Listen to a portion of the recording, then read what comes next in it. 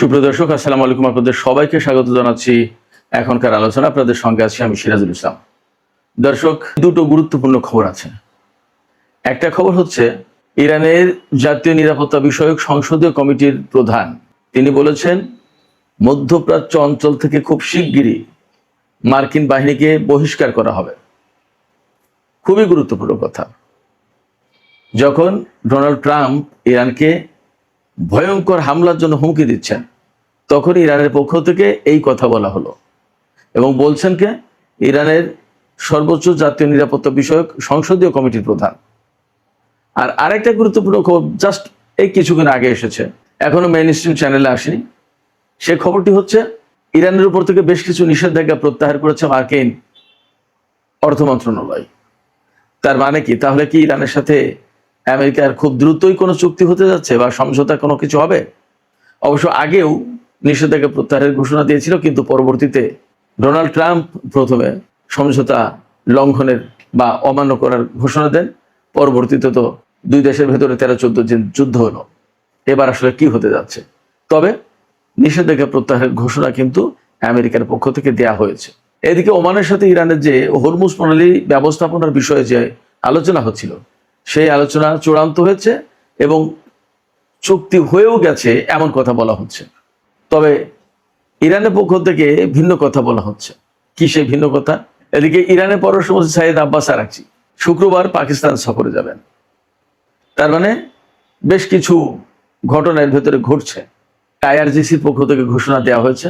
এই পরিস্থিতির ভেতরেও সম্মিলিত একটা মহড়া হতে চলেছে বিরাট বিশাল।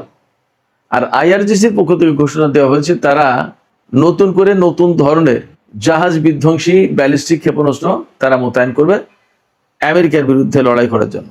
সুপ্রিয় দর্শক, এই বিষয়গুলো নিয়ে এখনকার ভিডিওতে বিস্তারিত আলোচনা করার চেষ্টা করব। আশা করি আলোচনা ভালো লাগবে এবং আপনারা শেষ পর্যন্ত সঙ্গে থাকবেন। আর আলোচনা যদি ভালো লাগে লাইক কমেন্ট শেয়ার করবেন এবং চ্যানেলটি সাবস্ক্রাইব করে আমাদের পাশেই থাকবেন। দর্শক, চলুন বিস্তারিত আলোচনা করি। প্রথমে যে বিষয়টি আমি বলছিলাম, ইরানের জাতীয় নিরাপত্তা বিষয়ক সংসদীয় কমিটির যিনি প্রধান ইব্রাহিম আজিজি, তিনি বলেছেন মধ্যপ্রাচ্য অঞ্চলে আমেরিকার যত ঘাঁটি আছে সমস্ত ঘাঁটি থেকে মার্কিন সেনাদেরকে বহিষ্কার করা হবে। এই কথা তিনি বলেছেন এক্স পোস্টে। এবং তিনি আরো বলেছেন সেদিন খুব বেশি দূরে নয় যেদিন বা যখন মধ্যপ্রাচ্যের ঘাঁটিগুলো থেকে মার্কিন সেনাদেরকে বহিষ্কার করা হবে। তিনি খুব কনফিডেন্সের সাথে বলছেন কে? ইরানের জাতীয় নিরাপত্তা বিষয়ক সংসদীয় কমিটির প্রধান। এটা যেন তেন কোনো ব্যক্তি না, যেন তেন কোনো কমিটি না, এটা খুবই গুরুত্বপূর্ণ। এই কমিটির পক্ষ থেকে ইরানের জাতীয় নিরাপত্তা এবং পররাষ্ট্রনীতি বিষয়ক নীতি নির্ধারণ করা হয় এই কমিটির পক্ষ থেকে। তার মানে ইরানের সংসদ কিন্তু খুবই স্ট্রং। প্রেসিডেন্ট মন্ত্রিসভা যা খুশি তাই করবেন আর সংসদে হ্যাঁ না করবেন তা কিন্তু না। যে কোনো বিষয়ে সংসদে যদি সিদ্ধান্ত হয়, সেই সিদ্ধান্ত বাস্তবায়ন করতে কিন্তু সরকার বাধ্য। এই যে কথাটা, এই কথাটা কিন্তু খুব গুরুত্বপূর্ণ এবং ওজনদার কথা। আমরা এই কথা কখন শুনছি? আমরা যখন বিভিন্ন গণমাধ্যম থেকে খবর পাচ্ছি যে ইরাক, কুয়েত, বাহরাইন, কাতার এবং জর্দান এর বহু ঘাঁটি থেকে, এই সমস্ত বহু ঘাঁটি থেকে মার্কিন সেনা এবং বিমান প্রত্যাহার করা হয়েছে। এবং এই সমস্ত বিমান আর সেনার অনেক কিছু ইউরোপের কোনো কোনো দেশে পাঠিয়ে দেওয়া হয়েছে, আর কোনো কোনো বিমান এবং সেনা ইসরায়েলে রাখা হয়েছে। আমি এই কথা দিয়ে বোঝাতে চাইছি এই যে ইরানের পক্ষ থেকে কিন্তু আমেরিকার উপরে এই যুদ্ধের ভেতরে প্রচন্ড রকমের চাপ সৃষ্টি করা হয়েছে। এই চাপ সৃষ্টির কাজটা কিভাবে করা হয়েছে? আমেরিকা ইরানের উপর হামলা চালালেও ইরান হামলা চালিয়েছে, আবার ইদানিং আমেরিকা হামলা না চালালেও ইরান হামলা চালিয়েছে। ইরান যখন মনে করেছে যে কুয়েতের ওই ঘাঁটিতে হামলা চালানো দরকার, ইরান কিন্তু এই কয়েকদিন তাই করছে। যদি ইরান মনে করেছে জর্দানের ওই ঘাঁটিতে হামলা চালানো দরকার, তাই করেছে। আমেরিকা ইরানের উপর হামলা চালাক না চালাক, যুদ্ধের ধরন কিন্তু পাল্টে গেছে। এবং আমরা এই যে ধরনটা দেখছি, তার মানে হচ্ছে আমেরিকা কার্যত তার শক্তি সামর্থ্য অনেকটা দুর্বল হয়ে পড়েছে। এরই প্রতিফলন হচ্ছে এই যুদ্ধ না করা, কিংবা ইরান যে পরিমাণে হামলা চালাচ্ছে তার প্রতি উত্তরে প্রয়োজনীয় হামলা না করা। এবং আমরা তো দেখতেই পাচ্ছি, প্রচুর খবর আসছে মার্কিন গণমাধ্যমে, পাশ্চাত্যের গণমাধ্যমে, আল জাজিরা, মিডল ইস্টের বিভিন্ন গণমাধ্যমে, যে আমেরিকার হাতে যুদ্ধের রসদ, অস্ত্র, সামরিক সরঞ্জাম অনেক কিছু কমে এসেছে। ইউরোপীয় কমান্ডার প্রধান তো ঘোষণায় দিয়েছেন যে একসাথে ইসরায়েল এবং আমেরিকাকে নিরাপত্তা দেওয়া সম্ভব না, যে কোনো একটাকে নিরাপত্তা দিতে হবে। ইসরায়েলকে নিরাপত্তা দেবো নাকি আমেরিকাকে নিরাপত্তা দেবো, সেই সিদ্ধান্ত দেন। তিনি মার্কিন হাইকমান্ডের কাছে চিঠি লিখেছেন। এবং ডোনাল্ড ট্রাম্প ইরানের বিরুদ্ধে কোন অপ্রচলিত ব্যবস্থায় প্রচন্ড রকমের শাস্তিমূলক পদক্ষেপ নিতে পারবে সেই পথ খুঁজে পাওয়ার জন্য আমেরিকার কমান্ডারদের কাছে ইমেইল করা হয়েছে। তাহলে চিন্তা করেন, আমেরিকা আসলে খুব ভালো অবস্থায় নেই এবং তারা মধ্যপ্রাচ্যে যে সমস্ত ঘাঁটি গড়ে তুলেছিল, এই ঘাঁটিগুলো তো একেবারে বেশিরভাগ চুরমার হয়ে গেছে। এই ঘাঁটিগুলো তারা ধরে রাখতে পারবে না। আপনারা শুনলে হয়তো অবাক হবেন, মধ্যপ্রাচ্যে 13টা ঘাঁটি, আমেরিকার 13টা ঘাঁটি মোটামুটি একদম শেষ। 13টা ঘাঁটি, খুব কঠিন অবস্থায় আছে আমেরিকা। এই জায়গা থেকে ইরানের সংসদ সদস্য এবং জাতীয় নিরাপত্তা বিষয়ক সংসদীয় কমিটির প্রধান ইব্রাহিম আজিজি কথা বলতে পারছেন এবং তার বলার যথেষ্ট গ্রাউন্ড আছে বলে মনে হচ্ছে যে আমেরিকাকে খুব শিগগিরই মধ্যপ্রাচ্য থেকে বহিষ্কার করা হবে। দেখা যাক কি হয়। তবে এরই মধ্যে আরো কতগুলো বিষয় আছে, সেই বিষয়গুলো যদি এর সাথে রিলেট করা যায় তাহলে পরিস্থিতি আরো সহজে ব্যাখ্যা করা যাবে।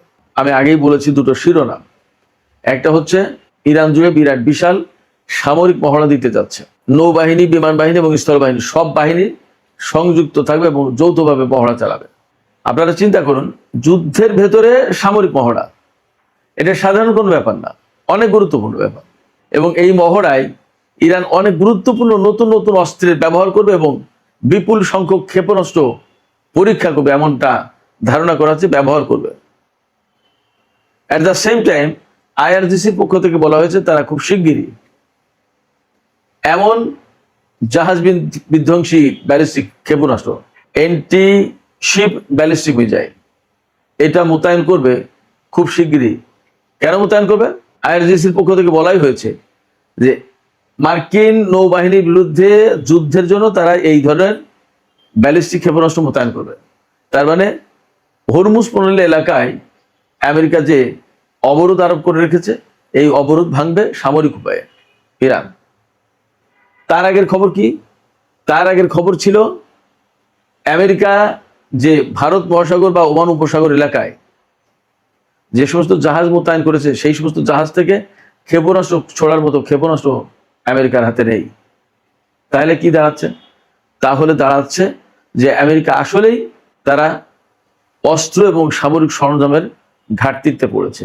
এই অবস্থায় ইরান যদি প্রচন্ড রকমের শক্তিমত্তা নিয়ে আমেরিকার উপর সামরিক দিক দিয়ে চাপ সৃষ্টি করতে পারে, তাহলে হরমুজ প্রণালী থেকে আমেরিকা তাদের নৌ অবরোধ তুলে দিতে বাধ্য হবে। শুধু তাই না, মধ্যপ্রাচ্য অঞ্চলে যে সমস্ত ঘাঁটিতে এখনো মার্কিন সেনা মোতায়েন আছে, সেই সমস্ত সেনা প্রত্যাহার করে সরিয়ে নিতে বাধ্য হবে। এবং আমি গতকালকে একটা ভিডিওতে বলেছিলাম, সম্ভবত এমন পরিস্থিতি হবে যে পুরো মধ্যপ্রাচ্য অঞ্চলের মার্কিন সেনা সদস্যদের তাড়িয়ে গুটিয়ে নিয়ে ইসরায়েলে জড়ো করবে। ওখান থেকে হয় তারা হামলার শিকার হবে, আর না হয় তারা সেখান থেকে চলে যেতে বাধ্য হবে জাহাজ ভরে ভূমধ্য সাগর দিয়ে, আটলান্টিক পাড়ি দিয়ে ইউরোপে বা আমেরিকায়। ইরান সম্ভবত এই ধরনের কোনো পরিকল্পনা করছে। এখন ইরান পরিকল্পনা করলেই তো হবে না, আমেরিকারও তো কিছু পরিকল্পনা আছে। কিন্তু আমরা এটাও দেখছি যে আমেরিকা কিন্তু মধ্যপ্রাচ্যে যে যুদ্ধটা করছে ইরানের বিরুদ্ধে, এই যুদ্ধে তাদের পরিকল্পনা কিন্তু খুব একটা কাজে লাগেনি। তারা কিন্তু এই পর্যন্ত বেসিক্যালি উইন করতে পারেনি, তারা লুজার, একথা বলতেই হবে। আজকেই পাকিস্তানের ডন পত্রিকা, ইংরেজি পত্রিকা ডন পত্রিকায় দেখেন কলাম লেখা হয়েছে, সেখানে বলা হচ্ছে যে ডোনাল্ড ট্রাম্পের এটাই অনুধাবন করা উচিত বা জরুরি যে তারা যে অপারেশন এপিক ফিউরি যেটা ইরানের বিরুদ্ধে চালিয়েছে সেটা ব্যর্থ হয়েছে, সেটা সফল হয়নি। অর্থাৎ 40 দিনের যে যুদ্ধ, সেই যুদ্ধে আমেরিকা যা চেয়েছিল তার তো কোনো কিছু অর্জন করা সম্ভব হয়নি। বরং উল্টো কি হয়েছে, হরমুজ প্রণালী আটকে গেছে। মধ্যপ্রাচ্য অঞ্চলে আমেরিকা যে সমস্ত ঘাঁটি ছিল সেই ঘাঁটিগুলো ধ্বংস হয়ে গেছে। মধ্যপ্রাচ্যে আমেরিকার যে মাতব্বরি ছিল, সারা বিশ্বে যে প্রভাব ছিল, সেইগুলো শেষ। আমেরিকার অস্ত্রের যে ধার ভার ছিল, আমেরিকার অস্ত্র নিয়ে মানুষের ভেতরে যে সমীহ ভাব ছিল, সেগুলো শেষ। কারণ ইরানের কাছে এগুলো টিকতে পারেনি। এবং আমরা তো বুঝতে পারছি যে ইরানের উপরে কত বেশি ক্ষেপণাস্ত্র এবং বোমা হামলা চালিয়েছে আমেরিকা ইসরায়েল, তারপরেও ইরান দাঁড়িয়ে থেকে প্রচন্ড সক্ষমতার সাথে আমেরিকা ইসরায়েলের বিরুদ্ধে লড়াই করেছে এবং এখনো লড়াই করে যাচ্ছে। আমেরিকা সবসময় বলছে যে আমরা পৃথিবীর শ্রেষ্ঠ শক্তি। যদি তাই ধরে নিই, তাহলে সেই শ্রেষ্ঠ শক্তি প্লাস মধ্যপ্রাচ্যের সবচেয়ে বড় শক্তি সামরিক দিক দিয়ে ইসরায়েল, সেই বড় শক্তি, দুটো বড় শক্তি একসাথে যুক্ত হয়ে ইরানের সাথে যুদ্ধ করেছে এবং ইরান সমানে বুক চিতিয়ে লড়াই করে যাচ্ছে এখন পর্যন্ত। তাতে কি দাঁড়াচ্ছে? ভূ রাজনীতি, সমরনীতি, সামরিক কৌশল এবং সামরিক যে সমস্ত হিসাব বিকাশ, তার অনেক কিছু বদলে গেছে এবং সমস্ত সবকিছু পাল্টে যাচ্ছে। এরপরেই প্রশ্ন আসছে, এরপরে কি অবস্থা দাঁড়াবে? রাশিয়া, চীন এবং উত্তর কোরিয়া তারা হঠাৎ করে একদিন আমেরিকার বিরুদ্ধে আঙ্গুল উঁচু করবে কিনা, তেমন সম্ভাবনা কিন্তু আছে। আজকেই চীন তাদের যুদ্ধ বিমান থেকে পরমাণু মহড়া চালিয়েছে। এটা সাধারণ কোনো ব্যাপার না। যখন মধ্যপ্রাচ্যের পরিস্থিতি এমন, দক্ষিণ চীন সাগর, তাইওয়ান, অনেক কিছু নিয়ে যখন প্রচন্ড রকমের উত্তেজনা ভেতরে ভেতরে, সেই সময় চীন এই বার্তা দিল। এটা সাধারণ কোনো ব্যাপার না।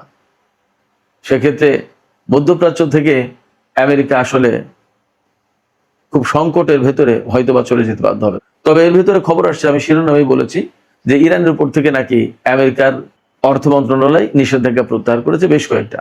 আমি এক জায়গায় দেখলাম যে ইরান রিলেটেড নিষেধাজ্ঞা প্রত্যাহার করেছে, আর এক জায়গায় দেখলাম যে 3টি প্রতিষ্ঠানের উপর থেকে নিষেধাজ্ঞা প্রত্যাহার করেছে। তো 3টি প্রতিষ্ঠানের উপর থেকে নিষেধাজ্ঞা প্রত্যাহার করুক আর 20টার উপর থেকে করুক, নিষেধাজ্ঞা প্রত্যাহারের পরিমাণ, মাত্রা বা ভলিউমটা কত, অর্থাৎ কত বৃহত্তর পরিসর কাভারেজ দিচ্ছে এই নিষেধাজ্ঞা প্রত্যাহারের ব্যাপারটা, সেটা একটা দেখার ব্যাপার। অর্থাৎ অনেকগুলো ব্যক্তি, প্রতিষ্ঠান, কোম্পানি এর উপর থেকে নিষেধাজ্ঞা প্রত্যাহার হবে কিনা সেটা একটা দেখার ব্যাপার। তবে সবচেয়ে বড় যে ব্যাপার, এই খবর যদি সত্যি হয় তাহলে বলতে হবে যে মধ্যপ্রাচ্যে যখন খুবই ক্রিটিক্যাল একটা অবস্থা, ডোনাল্ড ট্রাম্প ইরানের উপরে ভয়াবহ হামলার হুমকি দিচ্ছে এবং চুক্তির কথা বলছে, আর ইরান এবং ওমানের ভিতরে একটা চুক্তি হচ্ছে হরমুজ পল্লীকে কেন্দ্র করে, এবং কাতার, পাকিস্তান, তুরস্ক, সৌদি আরব তারা চেষ্টা চালাচ্ছে ইরানের সাথে আমেরিকার কোনো চুক্তি করিয়ে দেওয়া যায় কিনা, এবং বলা হচ্ছে একটা চুক্তি হয়ে গেছে, সেটা হয়তো দ্রুতই ঘোষণা করা হবে। এবং ওমানের সাথে ইরানের চুক্তি হয়েছে, এমনও হতে পারে যে ওমানের সাথে ইরানের যে চুক্তি হয়েছে সেটাই আমেরিকা কবুল করে নিতে পারে। এবং আমি গতকালকে বলেছিলাম, আজকে আবারও বলি যে সম্ভবত এরকম একটা ব্যাপারে আপোষ রফা হতে পারে যে যত জাহাজ পারস্য উপসাগরে ঢুকবে তার সমস্ত সবগুলোকে পরীক্ষা নিরীক্ষা, পর্যবেক্ষণ করবে, কন্ট্রোল করবে ইরান, আর যা বের হবে সেটা ওমান। হয়তো আমেরিকা তাই মেনে নিতে পারে। কারণ বাস্তবতা হচ্ছে কি, আমেরিকা যত যাই কিছু করুক, যত হুমকি ধমকি দিক, যত যুদ্ধ করুক, হরমুজ প্রণালী খুলতে পারেনি।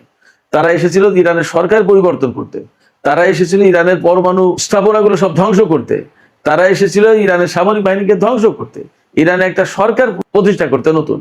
এগুলো কোনো কিছুই তো হয়নি। এখন যুদ্ধ হচ্ছে হরমুজ প্রণালী খুলবে কি খুলবে না। যে প্রণালী আগে যুদ্ধের আগে খোলা ছিল, সেই প্রণালী এখন খোলার জন্য যুদ্ধ করতে হচ্ছে।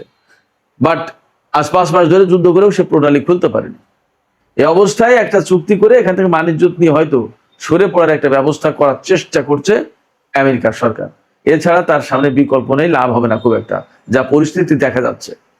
সেই জায়গায় একটা চুক্তি যদি হয়ে যায়, দেখা যাক কি হয়। আমরা মনে করি যে যদি চুক্তি হয় এবং চুক্তির মধ্য দিয়ে যদি শান্তি পেরে, সেটাই বড় কথা। আব্বাস আরাকচি যেহেতু শুক্রবারে পাকিস্তান সফরে যাচ্ছেন, তাতে মনে হচ্ছে ডিপ্লোম্যাটিক একটা প্রক্রিয়া শুরু হয়েছে এবং ভেতরে ভেতরে কিছু গড়াপিটা হচ্ছে। দেখা যাক কি হয়। সুপ্রিয় দর্শক, এখনকার আলোচনা এখানে শেষ করতে চাইছি। আপনাদের মতামত জানতে চাই, কি মনে হচ্ছে, কোন অ্যাঙ্গেল থেকে, কোন দিক দিয়ে একটা চুক্তি হতে যাচ্ছে বা আদৌ হচ্ছে কিনা, কি মনে হয় আপনাদের? আপনাদের কি মনে হয় যে আসলে আমেরিকা এই মুহূর্তে খুবই চাপের ভেতরে, নাকি ইরানের চাপের ভেতরে? আপনাদের মতামত জানিয়ে কমেন্টে লিখতে পারেন। আর ভিডিও ভালো লাগলে লাইক, কমেন্ট, শেয়ার করবেন এবং চ্যানেলটি সাবস্ক্রাইব করে সাথেই থাকবেন। দর্শক, আপনারা সবাই অনেক অনেক ভালো থাকুন। আল্লাহ হাফেজ।